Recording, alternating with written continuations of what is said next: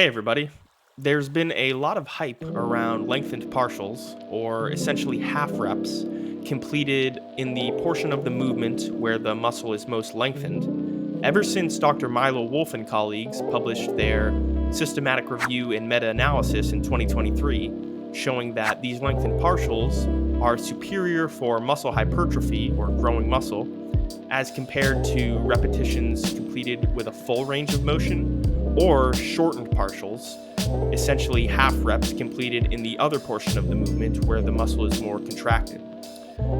For example, you can think of lengthened partials as the bottom half of a bicep curl, and shortened partials as the top half, and full range of motion as including both the top and bottom half. Now, I've been included in this crowd, thinking a lot about lengthened partials in the stretched portion of the movement recently, as I conducted a podcast with Dr. Milo Wolf himself, asking him questions about lengthened partials, range of motion, and how it all ties in for practical applications to build muscle and increase strength in the gym.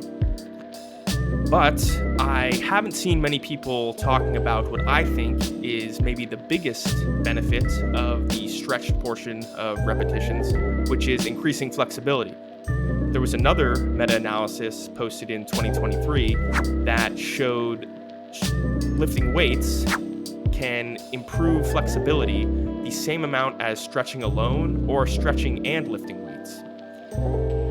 Now, are lengthened partials superior to full range of motion for improving flexibility? I haven't seen any research conducted to say yes or no, but it seems reasonable to me to consider that full range of motion with an emphasis on the stretched portion of the movement is better than just regular full range of motion where you're not really letting the weight pull you into a deep stretch.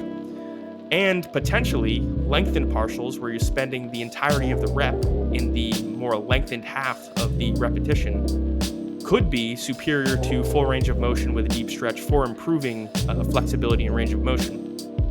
Dr. Milo Wolf talked about this a little bit when I asked him about it in our conversation, and he suggested that anecdotally, he does seem to have increased his flexibility and range of motion with different movements using lengthened partials, even after having already been committed to full range of motion and getting a deep stretch with full range of motion before he started using lengthened partials. I would say honestly, I have gotten more flexible. I think there are movements where I'm almost freakishly flexible nowadays, like dips, for example. I posted a video on tricep training a couple days ago, and I've gotten quite a few comments on how deep my dips are. I think that applies also to like other movements. One thing I've been doing, for example, recently is doing lengthened partials on the hip adduction machine. So never getting to the sort of shortened position, just getting that deep stretch in my hip adductors, sort of the inner thigh, and that I think I've become substantially more flexible through, for example, in hip adduction or abduction, range of motion rather. If you look at the evidence specifically though, comparing stretching, so static stretching interventions and lifting weights, they seem to both result in meaningful and actually comparable improvements in flexibility. And when you're thinking about what sort of exercise or positions lead to improvements in flexibility, it is the positions involved in lengthened partials. And I've seen some improvements in my own flexibility anecdotally as well, while focusing on that stretched portion of the movement, though mostly for me, up until recently, I've been using the full range of motion with an emphasis on the stretched portion to do this.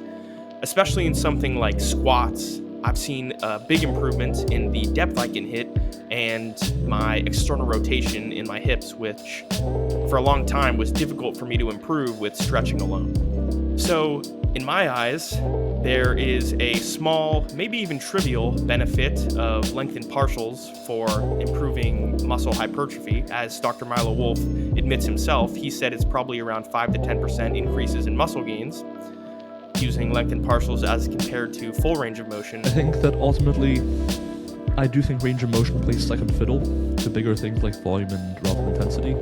But I do think that for a lot of people, even 5 or 10% can be meaningful, because in this case, unlike volume, where you have to spend sometimes double the time in the gym for maybe like 25 to 50% more growth, in this case, you're not extending how much time you spend in the gym. You're maybe not even extending how much effort you put into each set.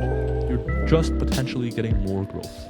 for no real cost. But especially compared to shortened partials for people who aren't getting into that deep stretched position at all, either with full range of motion or lengthened partials, I think including that stretched portion of the movement is extremely valuable for increasing flexibility and range of motion. That wraps it up for this video.